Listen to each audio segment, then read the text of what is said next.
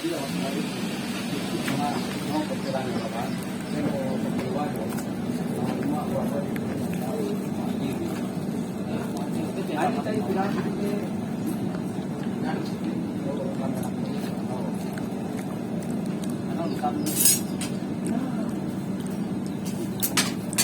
mungkin apa tahu kan ya